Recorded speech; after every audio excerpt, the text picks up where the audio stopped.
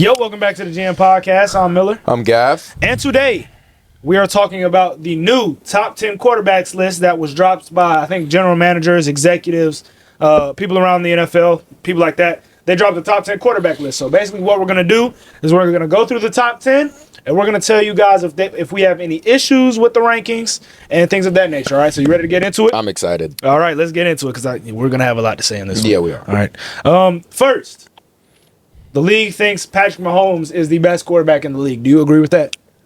If you disagree, I don't even want to film anymore. Yeah. If there's anyone that disagrees with that statement, they are just lost. Yeah. Literally no one in their conference is even eligible to be over Patrick Mahomes because he beats all of them year in and year out.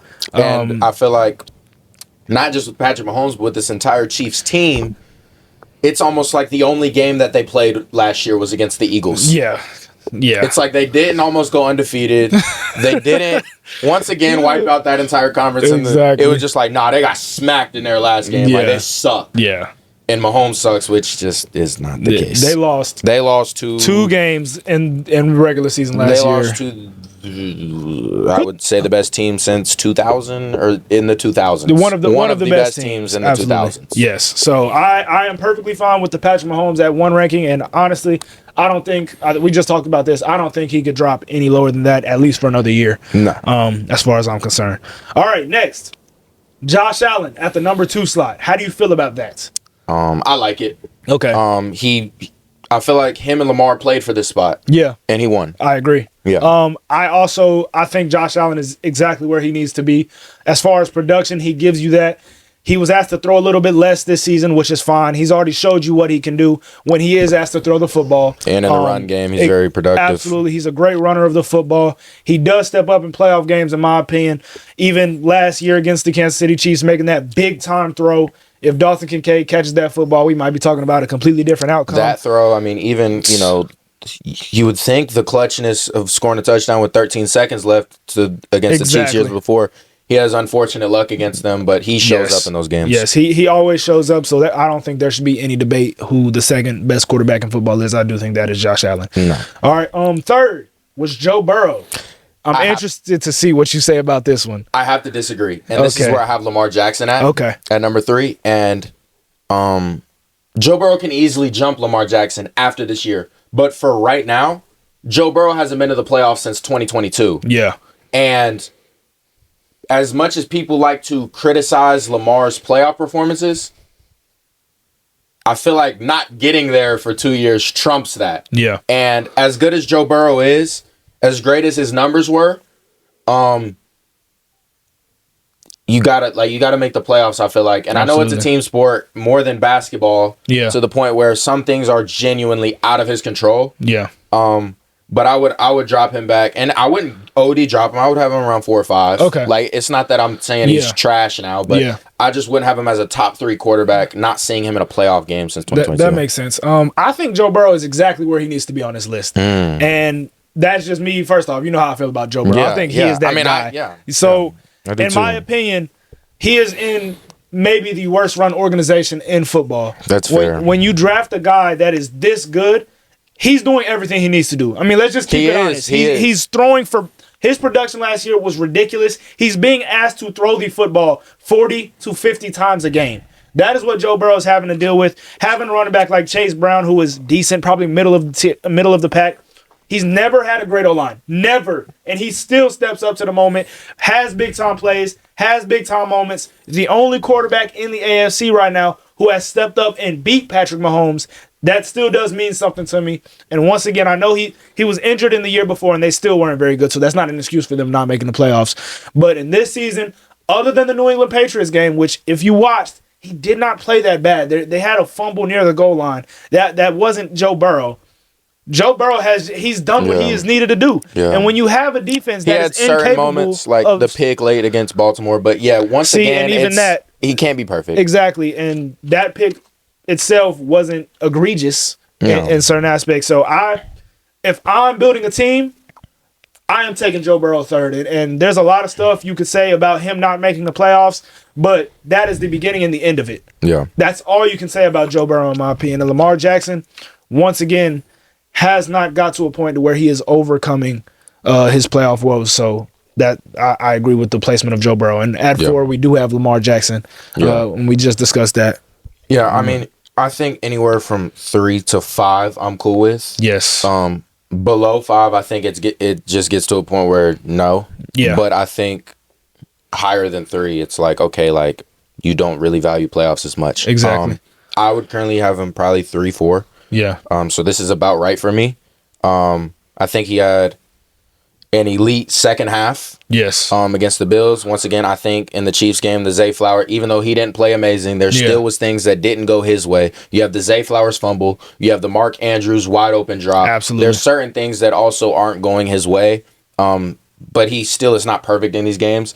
But in the regular season, he is like obviously he doesn't look the same, but it's like Peyton Manning-esque, like historic regular season player. So I would have to put him probably, I would say this is about right, anywhere from 3 to 5. So this is right. I think he is perfectly set at 4. So honestly, I haven't disagreed with a single thing on the list yet. Okay, so we're 1 through 4. I think they rank these quarterbacks perfectly. I'm about to disagree. And Lamar Jackson is an individual who, we don't talk about this, but he's had to overcome some lackluster skill groups as well.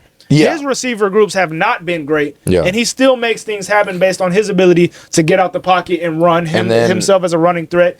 He does have Derrick Henry. That helps, but his defense for the first half of last season was not great. They obviously picked it up, and he always does have pretty good defenses, which, in my opinion, separates him from Joe Burrow. That's why I have Joe Burrow a little bit higher, because Lamar is able to have a better culture. He's in a better culture right now.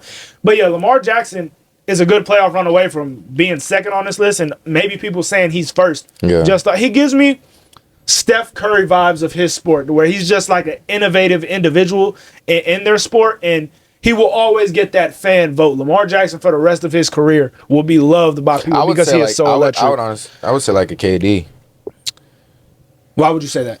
Not with a play style, but just more with like, bro, if you go by film, is he the GOAT? No. I see what you're saying. If you just go by film, is he the GOAT? Yeah, but that's then, very true. You know what I'm saying? There's a lot of the playoff stuff he still has to get over. But like you said, that great second half leads us to believe that he is still making strides. And I still believe that every single year of his career, he has gotten better. So I'm excited to see Lamar Jackson have some more playoff success this year. And I'm hoping that they do. I'm hoping that they reach a Super Bowl. And once again, coincidentally, all of a sudden he has a bad defense. He's always had a good defense. And then on top of that, he had bad kicking. Exactly. Which, from the GOAT. So it just was weird. It was a weird year for them. Weird circumstances. And he produces at an incredible level every single year, with his best receiver being Zay Flowers, who I think most people probably would not consider a top 13 receiver. No, I'd say he's a number 3 on the Eagles. Yeah, that's a bad team to pick from, because we have. But there's a lot of teams that I would say at least number 2. Number two. Yeah, I agree with that. Okay, now is where it gets pretty interesting in my opinion. Okay, number 5, Jaden Daniels. How do you feel about that placement? It's close to where I would have him. I would put Hurts here for now. Okay. I definitely, for sure, see Jaden Daniels being a better NFL quarterback than Jalen Hurts when he walks out of this league. Maybe when he walks out of this season. Yeah. Don't know when, but... And, you could argue now, but winning has to matter at some point. Yeah. The reason Hurts is 5 and not 2 or 3 or 1 for me is he's great. He's a winner. He has a very unique play style, like you said, being able to run in between the tackles, running back like at the quarterback position. But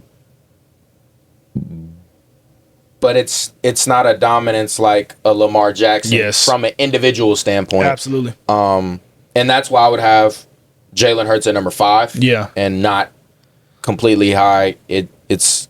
Okay. Yeah. So, first off, I agree with you. This is exactly where I would have Jalen Hurts at number 5, the 5th best quarterback in football. And not to beat you, but I would like Jaden Daniels 1 off. I have him 6. Yeah. Okay. So that's where I was getting to. Yeah. Jaden Daniels, I'm not mad at this placement. And if you are, you're just an angry Eagles fan, which I love. I hope you guys are that prideful about your quarterback. But Jaden Daniels had a Mahomesian approach to this NFL league.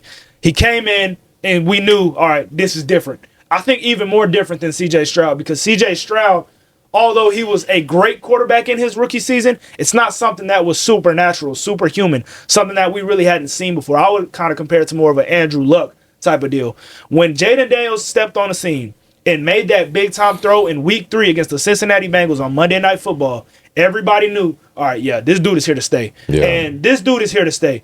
The combination of his accurate deep ball, his poise under pressure, his mobility, the only thing to worry about with this individual is his injury, the injury, that might happen. Yeah. It hasn't happened yet. So my thing is, if you have him at 5, I'm not going to make a fuss about it because I think Jaden Daniels is absolutely that guy. So once again, I'm not going to make a big deal out of Jaden Daniels being number 5. I think Jaden Daniels is an elite quarterback. 6, we have Matthew Stafford. Okay. We have Matthew Stafford. Tell me what you feel about this ranking. Another player that is not far off from where I have him, but for looking at the entirety of the list, Jalen Hurts beat this guy. Jalen Hurts individually was better than this guy this past year. So yes. It's not like where it's like, okay, Burrow was it's like when you watch Burrow, you're like, okay, he's better than Hurts. Yes. But it's not like that with Matt Stafford right now. It's not. So yeah, I just think this is disrespectful to Jalen Hurts, but once again, one off from where I have him, I would have him 7. Yes. So yeah. So my thing is, why is Matthew Stafford at this late stage of his career just now getting this credit? Why am I seeing him at number 6 in the top 10 quarterbacks right now? Where in the last 2 seasons, his team has got off to slow starts, and he hasn't looked like a very good quarterback. He's not a very good quarterback against the San Francisco 49ers, as we already know. That's pretty much his kryptonite, who they will be back this season. We'll have to see how that goes. Easiest schedule in the entire league. Absolutely. So that adds up. And do we think that Matthew Stafford truly outplayed Jalen Hurts in the playoff game? I don't know, but you can make that argument, but that's not a for sure thing. Because Matthew Stafford, if you take away that late game drive or the last drive, he had a turnover, he had a fumble that pretty much sealed the game. Okay, so I'm a little confused on that ranking. And once again, Jalen Hurts opened up that game with a freaking 40-yard run. That is something that Matthew Stafford has. That's not a dimension in his game right now, especially as an older guy. He is a statue in the pocket. Yeah, I don't think it's a huge gap, but I do think it's a gap to where it's a definite I would take Hurts. Yeah, and this is another one to where, as much as I do want to say it's disrespectful, because this is where I think it does start to become a little disrespectful. Yeah, after 6. I don't think it's abnormally crazy to have Matthew Stafford at 6. But to have him over Jalen Hurts right now, it's just wrong. I think 6 is one off from where I'm at. Absolutely. And Matthew Stafford will continue to showcase gamer qualities, but Matthew Stafford, if we're just talking about regular season production, like you just said, Matthew Stafford was not the greatest quarterback in NFL history this season. No. Or the season before that. So I struggle finding the criteria when I think the reason Matthew Stafford is so high on his list is because of his gamer qualities.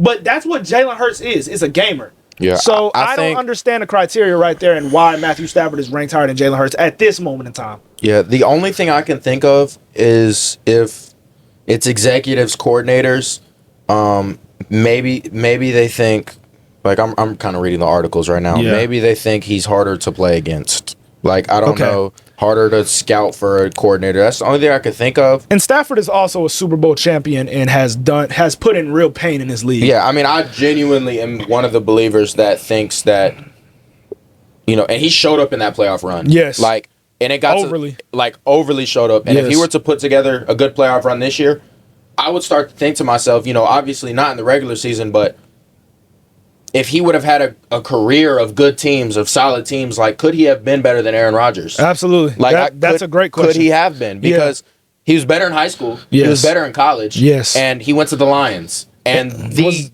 season that he got talent, he won. Yes. And, I think that team is comparable, probably a little worse, but talent-wise, very comparable to this Eagles team that he played for. Yeah. So I do see how they're neck and neck, but once again, because it is more recent, I would take Hurts as of right now. Yes, okay. So we're the same on that as well.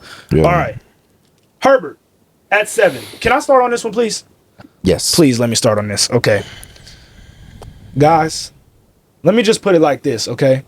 The people that think Justin Herbert is the 7th best quarterback in football and is better than Jalen Hurts are the same people that pick their woman strictly off of looks, okay? They don't want substance. All right. But me personally, I like when my woman makes me a home cooked meal sometimes, right? I like when my quarterback throws a dagger in the Super Bowl. I like when my quarterback takes us to playoffs and doesn't choke. Okay? I like substance and stuff that you're doing, all right? I'm just not infatuated with how stuff looks. And it pains me because I like Justin Herbert as much as the next guy. I actually think he is good, and I think he has been damaged by the skill around him. I do think that. I see it like everyone else sees it. But at some point, empty calories exist, and that is exactly what Justin Herbert is right now in his career. What moment do you think of when you think of Justin Herbert? Which is why he's not in my top 10. He's not in your top 10, period? No. Okay, that's interesting. So go ahead. Take it from here. Once again, at some point, I do need to see, let's not even go a win. Let's go a sign. Yes. Have we seen a sign? No. We've seen go out against Mahomes when Tyrod Taylor got hurt. You play good, whatever. We haven't seen play. You get in the playoffs, you get outplayed by C.J. Stroud. Yes. You get outplayed by C.J. Stroud, who had a second year 2 slump. Yes. And I've seen guys in this league that just had 2 back-to-back good years, Baker Mayfield. Yes. And that has showed up against the Chiefs in a playoff game. Yes. I mean, I just think Jared Goff's went to a Super Bowl. Yes. And he had a roster where, not saying he would have, but he would have probably went to a conference championship if every single person was healthy. Absolutely. This past year. I mean, that's 2 guys already that I named. Once again, Jalen Hurts is ahead of him, of course. I just think that you threw 3 interceptions in your first playoff game. I'm not saying you can't jump, but what right now? Because the list is about right now. It's not about the future or nothing. He hasn't done anything. Yes. I mean, if that's the case, then I think Arch Manning should be 7. That's my thing. Exactly. You hit the nail on the head. Like at some point, you have to do something. And once again, I have been in the camp to where I've been feeling like I defend Justin Herbert because I see things. I see in his 4 interception game that not all of those interceptions were probably his fault, but the one interception that lost them the game. Down a touchdown. You give it to them. Just straight up give it to them. Okay? That is on Justin Herbert and nobody else. He made that throw. Okay? Blowing a 28-0 lead. I don't care what else happened with the team. I don't care what your defense did. If you are the 7th best quarterback in football, you go in the second half and you put up 3 points to win your team a playoff game. And I have a question.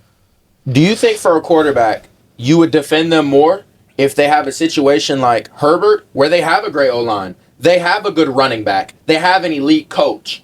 Or which one could you defend more if they struggle? Or a Joe Burrow situation. Yep. Elite wide receiver. Yes. Terrible O-line. Yes. Solid running back. Questionable head coach. Which one do you think? And I'm glad you asked that question because for me, it comes down to intangibles. When you have a guy like Joe Burrow who is playing behind a weaker O-line, a weaker structure, you see it in him to where he's going to stand in that pocket and he's going to take hits for his team. Yeah. You can see the leader that he is, how much those guys respect him.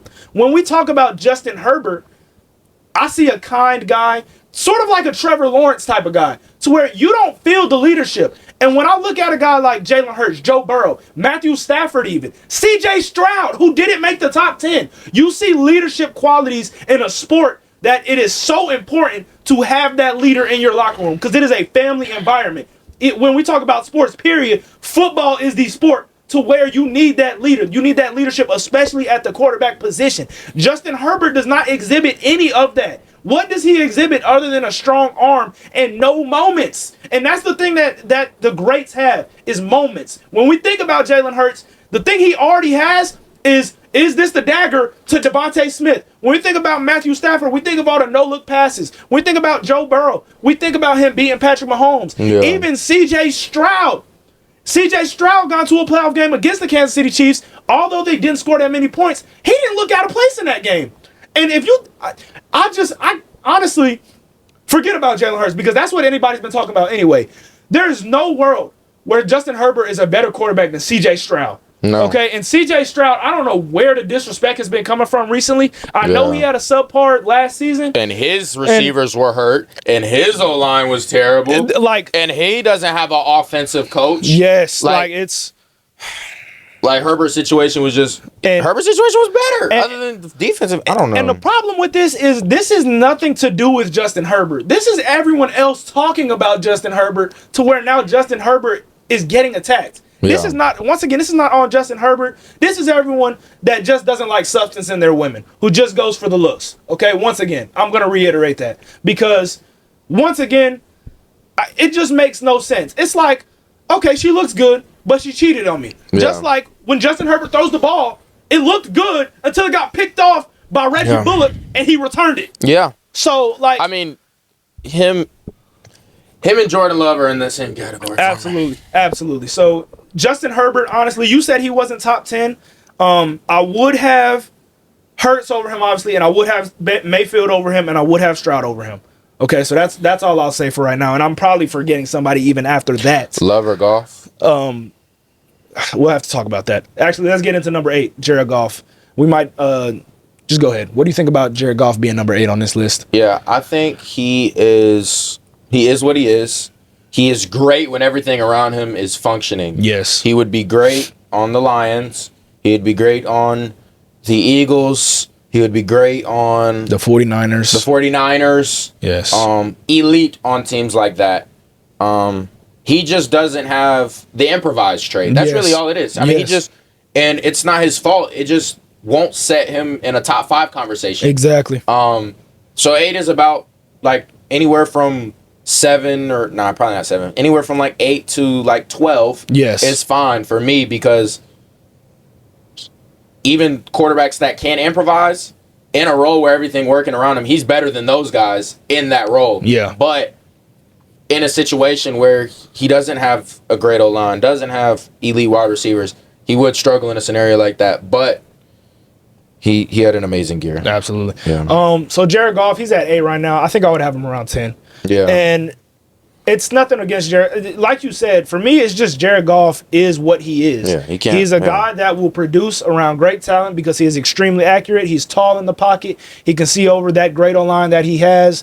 But it's interesting to me because I can't say he's a playoff dropper or a playoff riser. Yeah. Like you said, he just is what he is. It's like whatever you think of his team will happen. Exactly. And when his defense fumbled, we knew we kind of knew the Commanders. At least I predicted the Commanders to win that football game because I just thought Jaden Daniels was more suited to beat a guy like Jared Goff. Honestly, and that's what I would say after all I've never seen a team get that injured in my life of watching football. Very true. Yeah. Jaden Daniels probably had a better team at that point. Yes, he probably did. That's very true. And at least a team that had more cohesion and more reps put in on the field. And more momentum. Exactly. So Jared Goff also, I think, an underrated game of his career is the game against the San Francisco 49ers, where I believe Josh Reynolds dropped 2 passes for them to basically solidify the win in that game. When Dan Campbell went for it on 4th down and people wanted to blame Dan Campbell for him executing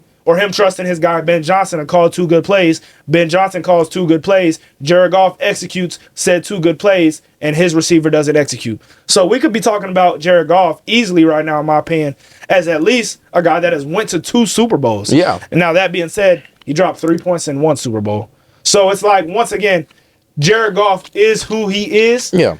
You have to trust that, and I think Detroit, you should be excited for this guy because you still do have the talent around him. You just have to trust that Dan Campbell and these guys, and hopefully they bring in new coordinators that are the culture carries itself. Yes, and they end up in good situations. But obviously, their past year to win it was, or their best chance to win it was last year. So Jared Goff, in my opinion, is on a downwards trajectory as far as rankings, but that's a fine ranking. Yeah. At number 9. Kind of already discussed this, but yeah, we did Jalen Hurts. Yeah, and I want to discuss it more, and I want you to start off. Actually, I want to know what you think about Jalen Hurts being at number 9. Yeah, I just think I don't know how you could have him 9. He won a Super Bowl. No matter how good you think his team was, he didn't get in the way of his team. Like I said, I think it's like he's at worst 6 for me, but at best 5. Yeah. Yes. I agree. Like, so that's where he's at for me. But I just think The only, I guess, excuse or maybe I can see where they're coming from is if it's executives and coordinators voting and they're like, when I'm scouting before a game, am I scared of that guy? And once again, I understand certain players. I even understand, like, if you say Jaden Daniels harder to scout than Jalen Hurts, but Goff, like, I don't know. Like, there's just certain players that's just like, wow, like, Goff and Herbert are harder to scout. Like, you don't have to really guard the run. No, it doesn't make sense. Yeah, it doesn't make sense. So, there's no really good excuse for him being this low. Thought he should have been 6. So, okay. Or 5. First off, I agree with you. I think Jalen Hurts should have been 5 or 6. But I'm just going to go with the phrase that has been used lately to describe how underrated Jalen Hurts has been, okay? Everyone is better than Jalen Hurts until it is time to be better than Jalen Hurts. Jalen Hurts against the top 5 quarterbacks on this list, against Jaden Daniels, he beat him by 30. Okay? Against Lamar Jackson in their first ever matchup, beats him. Arguably plays better in that game. Against Joe Burrow, beats the hell out of them. Plays better in that game and drops one of the best passes to Devontae Smith that you will ever see and had the best pass in that game in a game versus Joe Burrow. Last game against Josh Allen, beat him, scored 38 points, had multiple touchdowns, and had the game-winning touchdown. And against Patrick Mahomes, has won the last 2 matchups. That is 6 games that I just named to where he beat your favorite 5 quarterbacks, GMs and executives. So to have him at 9, it baffles me, but I'm not even surprised at this point because it's just going to continue. Yeah. And it does get to a point also to where what else do you really want him to do? And I see a lot of people mad at his production this past season. He has been closer to an MVP than Joe Burrow has ever been, than Jaden Daniels has ever been, most importantly, than Justin Herbert has ever sniffed, okay? Jalen Hurts, if he doesn't get injured 2 years ago, is the NFL MVP, having over 4,400 total yards and 760 rushing yards as a quarterback. And it seems like when we talk about Jalen Hurts, we forget about the fact that he can run the football. I feel like a lot of people take that out of his game. Yeah, like they just want to grade passing. Which, if you just want to grade passing, maybe this list is right. Yeah, exactly. But like, that's not the game. That's not the game. And I think there's just certain athletes in today, like we even say with Tatum, and yes, we understand that they're maybe achieving more than someone with their skill set usually does because they have an elite team around them. Yes. But that doesn't take away from the fact that they still do win. They have leadership and all of these different qualities. And I'm glad you said that part. Like, once again, I think it gets to a point where it is a trend to put Jalen Hurts. Like, there's people who probably be like, bro, he's not top 10. Like, he can't throw better than this guy, this guy, this guy. But, like, it becomes a trend. Yeah, like, it becomes a trend. So now it's going to be a trend to hate on Jalen Hurts. The only way Jalen Hurts will ever get his respect, and I've told you this, they can win this year. It doesn't matter. They're going to say he was the 7th best player on his team. Yeah. 6th best player on his team, whatever. And it's going to take him to get a contract to where they can't build around the team. Yes. And then he carries. He's going to have to carry the team. Yeah, it's going to have to be like, I don't know, like a Cam Newton season or something. So, I don't know. And once again, just intangibly, there's not a quarterback that you would want in this league over Jalen Hurts as far as his leadership qualities. And once again, people understate that because a lot of these people that are grading this have never been, first off, in a locker room of any sort, and secondly, in a football locker room where you look at your leader in that manner, and that is important. And once again, I'm not going to lie. All those guys can be ahead of Jalen Hurts. I don't think there's a quarterback other than Patrick Mahomes right now that I would want as the quarterback of the Philadelphia Eagles other than Jalen Hurts. So that's just me. All that Josh Allen talk, Joe Burrow, that's fine. I do think they are better quarterbacks. But as far as the quarterback that I want for my Philadelphia Eagles, I'm fine where I'm at. Okay, so he's number 9. 10, we got Baker Mayfield. Quickly talk about him. Yeah, I think this is a guy who, I mean, it said in the article, he walked so Sam Darnold could run. I mean, yes. When he has everything around him that's good, they drafted another really good receiver in the draft this year. He's going to put up good numbers again this year, and he's a gamer. Yes. He's a gamer. My favorite quality in a quarterback, he is a gamer. He's a gamer. And this is a guy, I think, honestly has gotten better once again every single year of his career. Not just skill-wise, but intangibly. Once again, as a leader, he has grown. We remember him in his rookie season with the Cleveland Browns, him being on all these commercials, being kind of a sillier guy at Oklahoma, him doing the flag, he did something crazy at Oklahoma. I forgot what it was. You probably remember better than me. But this is a guy I would probably have at he grabbed his nuts. Yeah, he grabbed his nuts. That's what it was. He would probably be at. Honestly, he would be at 9 for me. I would have C.J. Stroud at 8 on this list. Once again, I don't understand. Did we just forget about what C.J. Stroud is? Like, C.J. Stroud led the most injured offense in football to. Obviously, it's a bad division, but to the 4 seed and won a playoff game against the 7th best quarterback in these people's eyes. Yeah. So, I mean, look, I don't get it. Quick question. I'm going to put you on the spot. Okay. Out of everybody, I think Jordan Love and C.J. Stroud were honorable mentions. Take all those people that we just named out of the equation. If there was a quarterback to make that jump into the top 10 this year, who do you think it would be? Bryce Young. Oh my gosh, you stole my pick. Yes. Hey, look. They gave him a top pick wide receiver who just, I mean, I don't know, intangibly there's questions, stuff like that, motor, stuff like that. But when it comes to talent and just eye test, he passes it. Yes. Like, he passes it. And you get Renfro who can run some routes.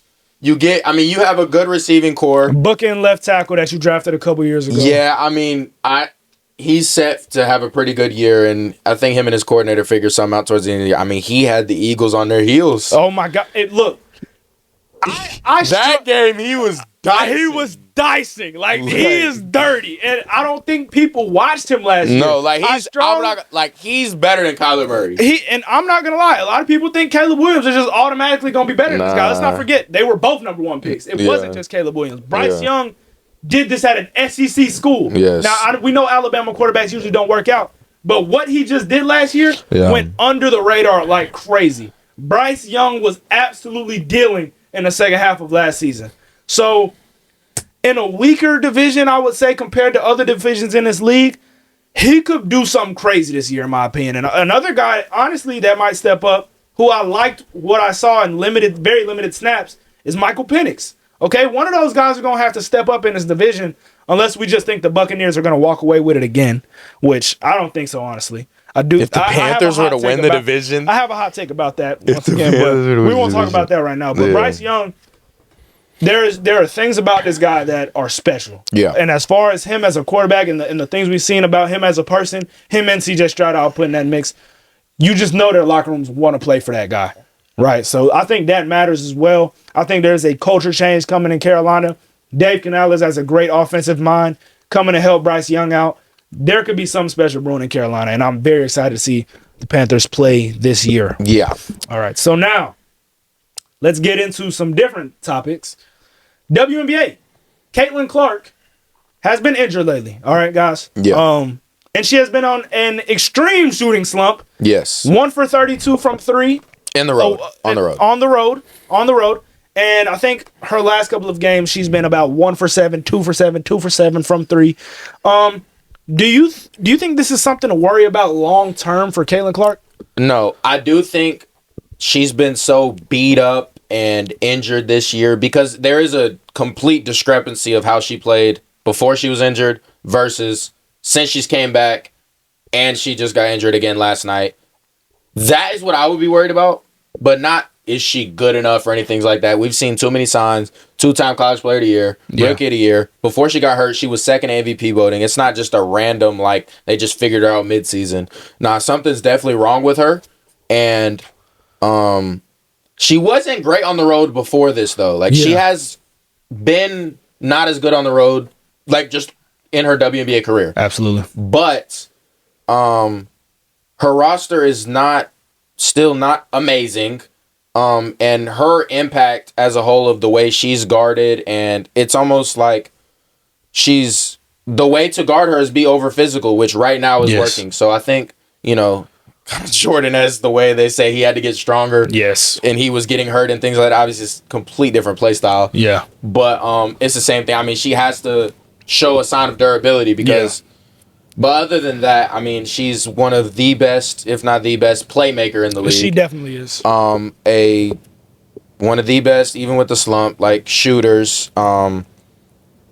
Probably, yeah. So I still think she's a top player in this league. I just think she needs to get healthy, take some time. I don't even know, I don't know how bad it is. Only the people inside the organization do. But as good as she is, and as much as she's changed the game more than any WNBA player all time, that doesn't make her absent from criticism. Yes. Which certain people are just so they think she's just basketball Jesus. Yeah, they think she just doesn't need to allowed to be criticized, and she is. Yes, and I think Caitlin Clark, regardless of what is happening right now, she is at least going to be a superstar. And by superstar, I mean a top 5 player in basketball for a long period of time. And I think you already think she is a top 5 player in basketball. Yeah. So that goes without saying. I don't think this is a big worry, her shooting slump. She will be right back to normal. This won't last for her entire career. I think she will be fine.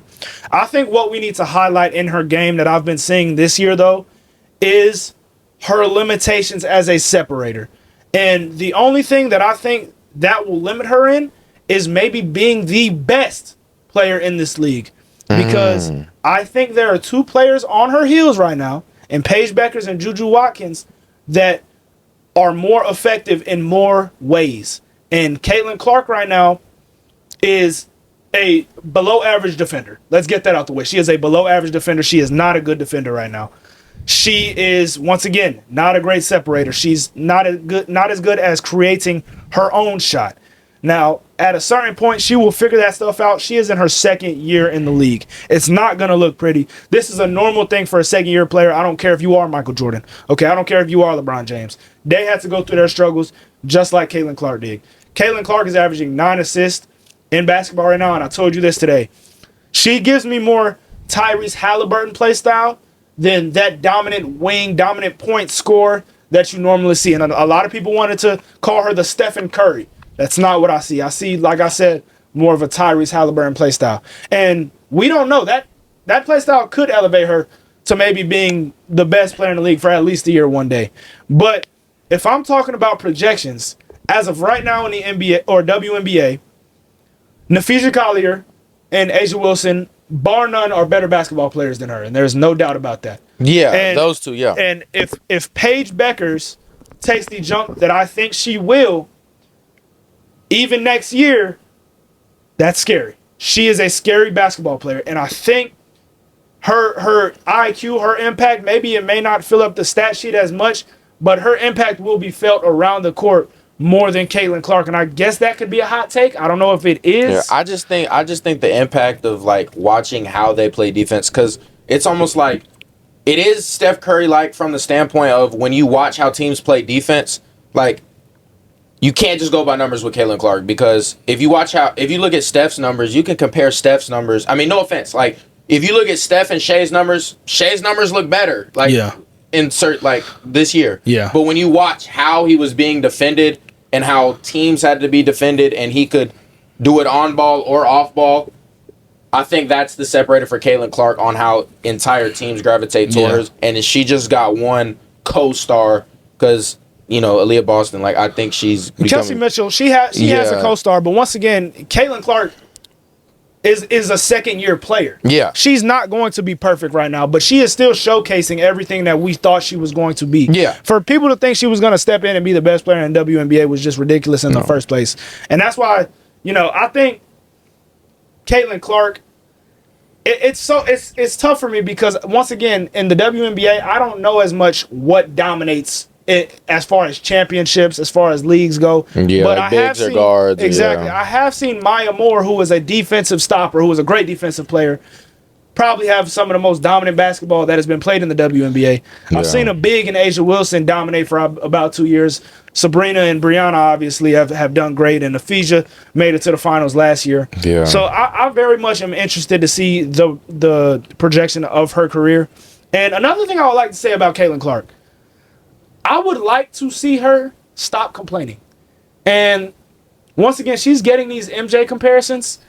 I remember MJ's crazy. I remember the MJ, the documentary, I think it was The Last Dance, when they talked about, okay, you didn't, at a certain point, when they knew they were going to beat the Pistons, you saw it in their face that they were no longer shook. They were no longer scared of these things. Now, Caitlin Clark right now is being guarded like she's getting bullied, basically. She is getting fouled harder than the norm.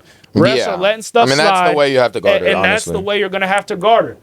And she, right now, if you ask me if it was her affecting her, there would be no doubt about that because she's showing us that. Yeah. And as a competitor, that is something that I would like to see her not show. And obviously, that's not a big gripe. It's not something that's I that's think the horrible. Jordan comparisons for me come where I would compare it to Jordan is league changing. The hype is in 40 years, if everyone starts to watch the WNBA, we're going to look back at her. Yes. Because none of it would have happened without her starting all of this. So that's where I would go with that. Not a style, no, not a personality. Yeah, really just that. Like it's Michael Jordan-esque, as in. Once again, if this becomes like a league with 20, 30 teams and all this and that, like it's she started that. Absolutely. And once again, I'm excited for Caitlin Clark, but I do think that there are some weaknesses right now that need. Once again, you said she's not just. She needs criticism. Everybody gets criticism. She's not absent from it. So that's the one thing I would point out is just the limitations as a separator, the lack of defense, and the complaining. That is something she needs to work on right now. Yeah. But as a playmaker, it's not even close right now as a playmaker. Like it's Caitlin Clark, and then there's really not a close second in my opinion. Like 9 assists a game is ridiculous, and it's every night. Helps out with rebounds still. Like I thought she was gonna be a player that. That's the thing that surprised me. I mean, it's not a lot, but she's getting 5 a game. I thought she was going to get like 1 a game just like watching the college film and comparing it to how big these WNBA girls are. But yeah. Absolutely. Okay, so last thing. We got something a little different for you guys.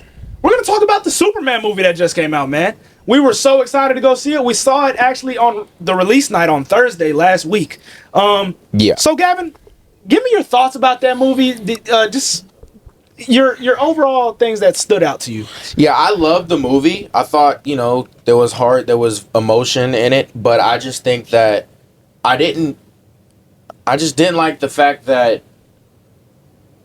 there was like no algorithm to Superman losing. Like I just knew he was gonna win. Like, and I think I didn't feel his pain from a sense of it was like he's a bad guy, he's a this and that, but like I didn't feel the pain from a standpoint of like he can't defeat whoever is in front of him. Absolutely. And I do like when my superhero is going against a villain or going against someone who how are they going to win this? Yeah, exactly. Like, and that's a feeling that I like when I'm watching the movie and like when the movie's over to see like, oh, who did win that? Yes. So that's probably what I didn't like. And maybe that's just Superman as a character. Yeah, and that's exactly what I was going to cap off.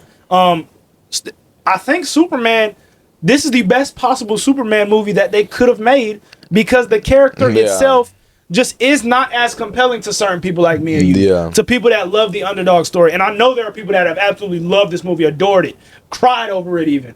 That have they love the character of Superman just because he is such a great guy. Okay? And I respect it. I liked Lex Luthor in this movie. They're saying he's the top 5 comic book movie villain of all time. I can name 5 better in the MCU. That's all I'll say about that. He was good, wasn't great. And that's kind of how I felt about the movie. Was 8.5. Yeah, which is a great. That's a B. That's a good grade. So Kill Spider. Easily the best DC movie I've seen in a while, other than the Batman. Right. But yeah, I think there were elements of this movie that a lot of people are calling corny. But once again, that is the character of Superman, and that might be the peak of movie making when it comes to that character. Yeah. And I absolutely adored it. I want to see what James Gunn can do in future movies as far as incorporating him with Batman. If Justice League comes around, see how he'll act in those movies. But right now, it was a Superman that is just the Superman we all know. So first off, I did adore the movie as well, but there were some flaws. But what we're going to do right now, my boy Gav is going to give me some MCU movies, and I'm going to tell you if I thought Superman, and I've never done this exercise, so I'm going to be surprised a little bit too. And you can do this as well. Okay. He's going to ask me a Marvel movie. If I disagree, I'll just chime in. Yeah, to see if I think Superman was better. So let's go ahead. Deadpool and Wolverine. Okay. See, that you started off with a pretty good one in my opinion. This is 25 on the list I got. You know what? I am going to go with Superman. Yeah, I would too. Because I think it was more of an event. Yeah. But I love Deadpool and Wolverine. So that is a tough one. And Wolverine is my favorite superhero. Okay. But as far as a movie, it felt a little bit more. If we're going to talk about how Superman felt like low stakes, I kind of felt like Deadpool and Wolverine was pretty low stakes as well. Yeah. So, all right. Heart wasn't racing at all. Exactly. Yeah. You can move on. This list is like inaccurate, so it's hard to like. It's all good. Black Widow. Black Widow. I think Black Widow is a little underrated, but no, it's not. It's not better than Superman. Captain Marvel. Captain Marvel, no chance. It's better than Superman. The first Avenger, Captain America. Okay, see, that's what a lot of people have been talking about because of the similarities between characters. Yes. This was a better origin story than Captain America was, and I also did. I liked that Captain America movie more than most people did, but yeah, Superman was better than the first Captain America. Guardians of the Galaxy Volume 3. Volume 3. Okay. I love Guardians of the Galaxy Volume 3. That movie, okay, I like that movie better. I think that is a better movie than Superman. And once again, I think that's a good argument, though. I think that is like kind of the same tier of movie. But Guardians of the Galaxy 3, we talk about heart. Guardians of the Galaxy 3 was heart. Yeah. It had better laughs, in my opinion. More stakes. It pulled the heartstrings a little bit more. Yeah, I felt every emotion in that movie. I would say the High Evolutionary was even cooler than Lex Luthor was. I'm biased towards that movie. Exactly. I'm very biased. And James Gunn had already built a family environment to where we were excited to go in and see those Guardians take action again. So yeah, I'm gonna say Guardians 3 was definitely better. The second Black Panther, Wakanda Forever. Oh my gosh. Okay. I'm going to say Superman. Okay. Really? I'm going to say Superman was better. That's another movie I'm biased towards. Yeah, and that's fine to be. I understand that one as well. Wakanda Forever slept on. I don't know why. But as far as I just feel like it's never talked about. For sure. And Namor is one of the best villains in the MCU. Okay. But I think Superman and the heroes in this one were a little bit more compelling than in Wakanda Forever. So that's why I would give the edge to and now Angela Bassett probably gave the best performance as the Queen than anybody in any of these movies, along with Namor. But once again, I think Superman just cohesively as a movie worked a little bit better than Wakanda Forever did. Superman or Thunderbolts? Oh my gosh. Okay, this is the one we were recently talking about. Okay. Thunderbolts was a good freaking movie, man. Yeah, it was. And Thunderbolts, I am going to put over Superman. Okay. Okay.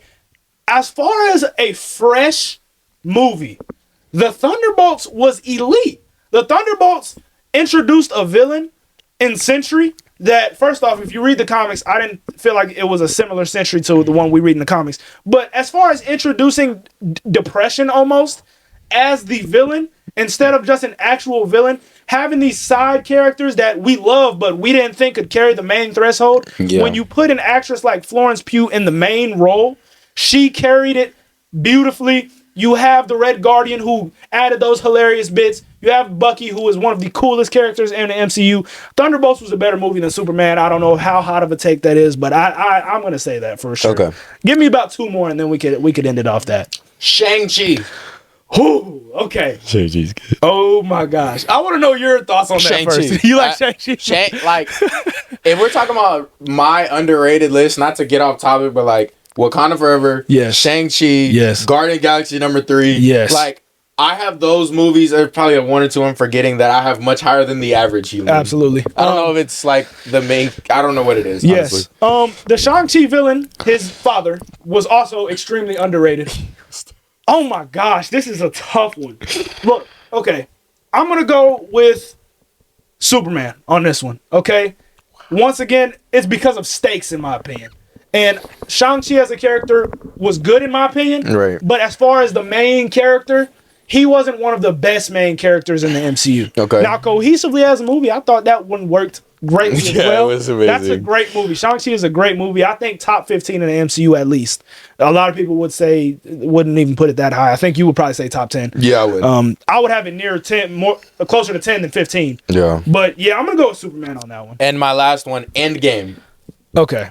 I'm so low on Endgame. Yeah. I'm so low on Endgame. It felt like I don't like popcorn movies. I don't like going to a theater and having some. That's why Infinity War, in my opinion, was the peak of MCU movie making, because they lost. Yes. Right? They lost. In Endgame, it was like everything we had just worked so hard for was kind of reversed and pushed back in our face. Was the scenes juicy and spectacular? Yes, I do think so. And that's great. You saw these heroes come together for the culmination of that saga of Marvel. But in my opinion, the stakes were not there. And this Superman movie, first off, it came with stakes because we were coming off a DC universe that people absolutely hated. And this Superman absolutely delivered, in my opinion, on the fact of just heart. Once again, James Gunn delivering heart to a universe that had seemed so heartless. And I felt more engaged in watching Superman than I did watching it. Endgame is lower than even Shang-Chi to me, in my opinion. I still would put Endgame over it, but it is close. Yes. The thing, like I said, I didn't like about Endgame is like, okay, after watching Infinity War, which is my favorite Marvel movie ever. Yeah. Like in another tier, it's the best for me. Yes. I feel like when they said Endgame was coming out, it's like, okay, I don't know what's gonna happen in this movie, but they're gonna win. Yeah, because it's like it's the end game. So that's why I think, and that's when I say stakes. The stakes were really at an all-time high in Endgame. Yeah, but you didn't feel like that. In my opinion. Like it was like, all right, they're going here to win. Yeah, exactly. They're going here to win. I don't know how it's gonna look, but like, all right.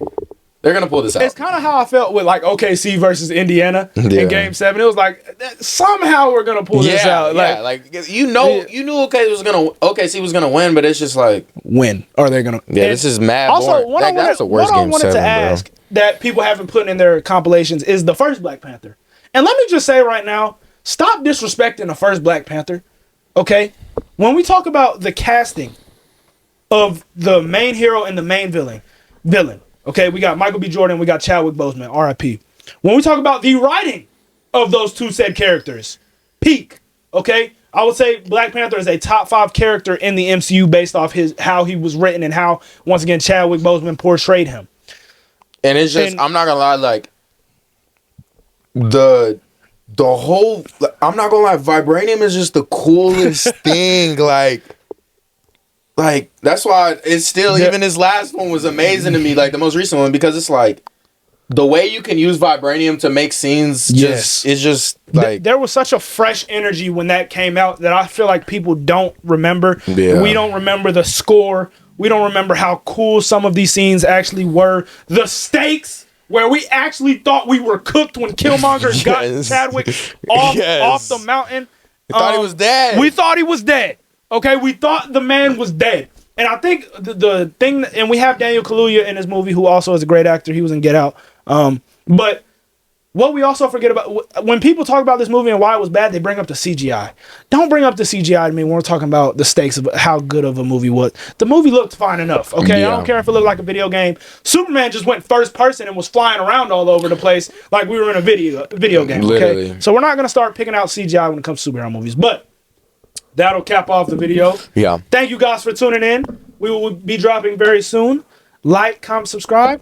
Peace out.